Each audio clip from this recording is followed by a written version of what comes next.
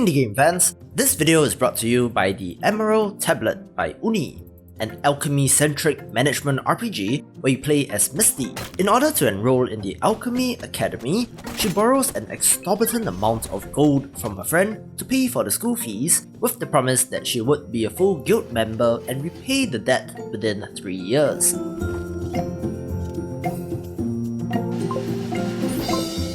Adventure in the wilderness, fight enemies and gather materials, then use these to craft new items to both fulfill commissions and to sell for profit.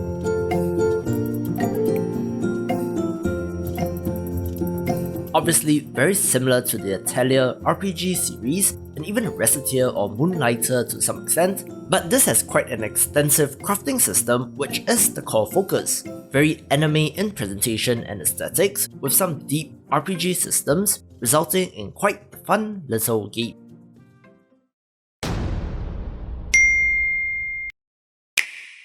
This week brings us Christmas, so happy holidays to everyone. The slowdown of new releases continues, but the number 1 title on this list in particular got me very excited. So my top 10 best indie games of the week start with Oniken Unstoppable Edition and Odella's The Dark Call bundle for Switch.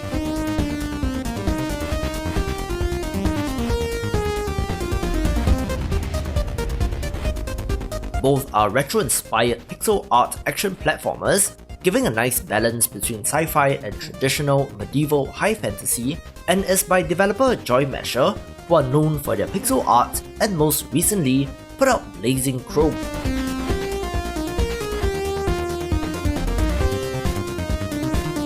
One of my favourite developers, get the bundle on Switch if you have not played their previous titles.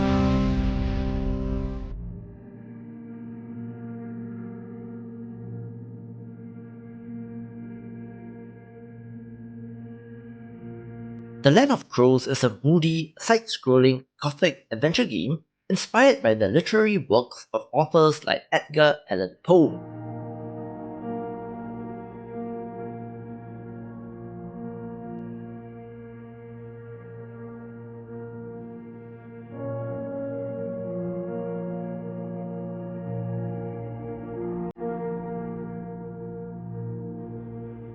Set in 19th century Poland, where our protagonist received an urgent letter beckoning him to a region in Poland where he is about to uncover the truth lurking in this land of crows.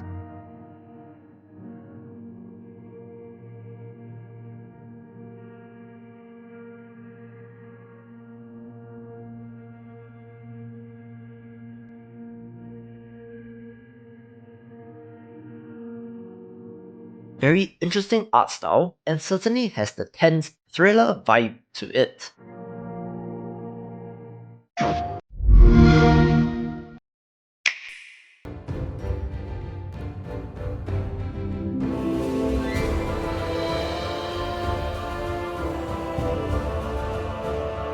Regions of Ruin is a 2D side-scrolling RPG with city-building elements, which has been described as Terraria or Kingdom mixed with Skyrim, where you play as a dwarf in this open-world fantasy adventure.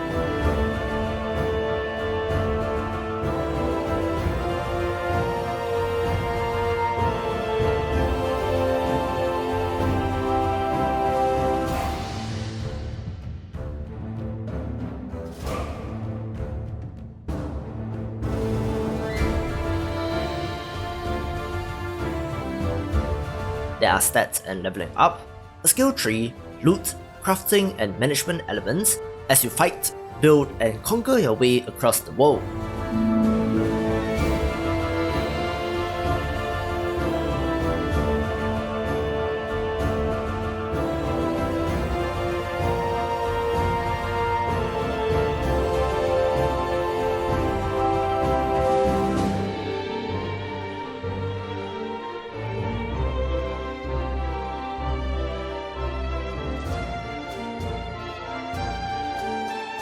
It is very ambitious and dense in scope, so to finally make the launch on consoles would hopefully expand its audience and open the eyes of many to how awesome indie games can be.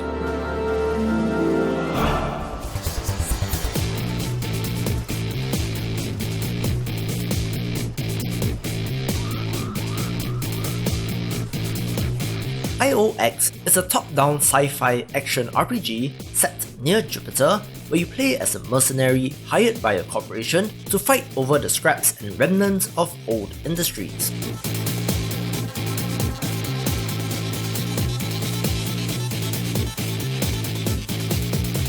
Again, my soft spot for such action RPGs shows, but this looks neat, if a little unpolished.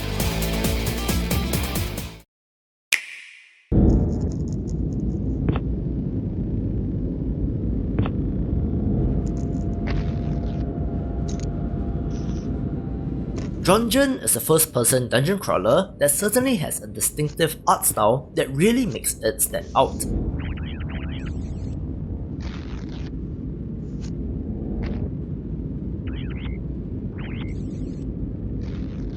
Multiple playable characters, grid-based movement, loot and RPG elements are of course features here, so an interesting, smaller title.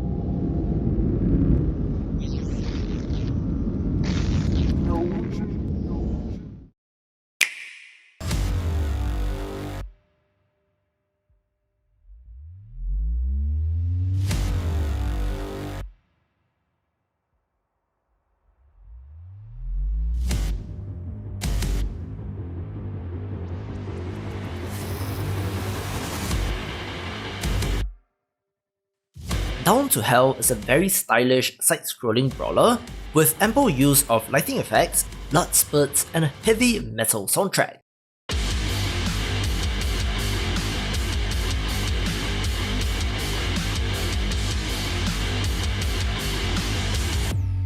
It is a character action game along the lines of Devil May Cry, but the lack of the additional dimension does limit the flourishes, but an awesome looking title nonetheless.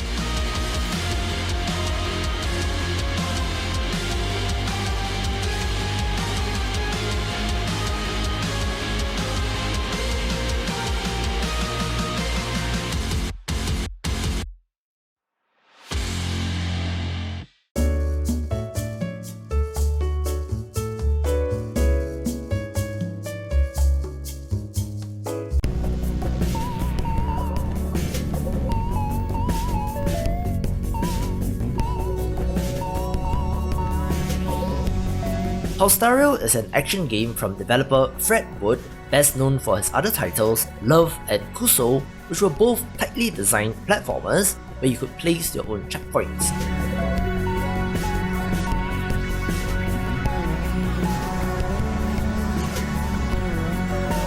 This game requires you to maneuver your ship to collect the missing souls in the void while avoiding moving hazards, so pretty similar to an old school lunar lander type of deal, but with a time trial element.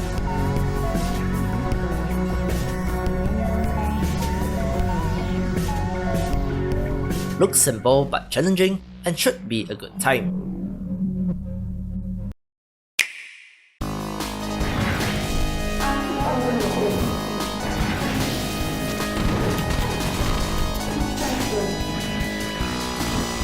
One of the more underrated titles of 2019 is Demon's Tilt, the pixel art pinball game that is said to be very similar to Devil's Crush.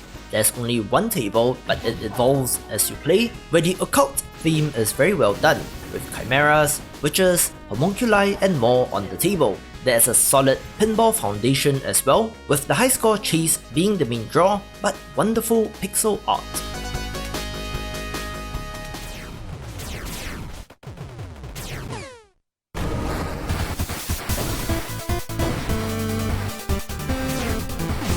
Monolith Relics of the Past is an expansion to the 2017 top-down roguelite shooter where you delve into an abandoned facility searching for wealth, power, and the scattered pieces of the past.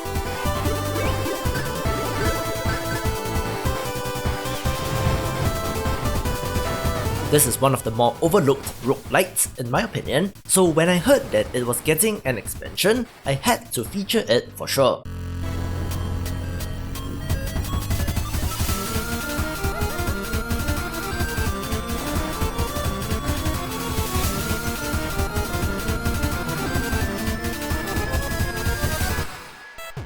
This adds new enemies, hazards and bosses, with over 2,000 new room layouts, 2 new floors and an infinite game loop which increases the difficulty whenever you beat the game.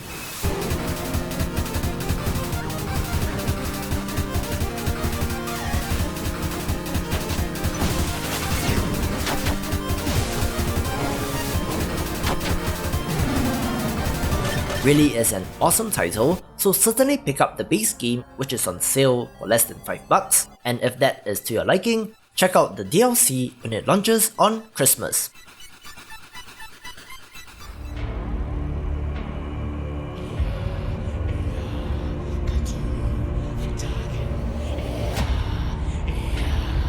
Cthulhu Saves Christmas is from one of my favourite indie developers, Clemmygames, who carried the torch for JRPGs when AAA developers were not making them, and have made some of my favourite experiences.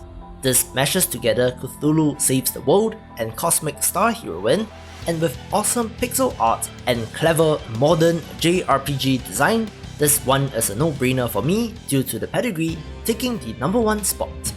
If you enjoyed the video, be sure to like, share and subscribe, check out the recommended playlist or the best pick for you, and I will see you after the jump.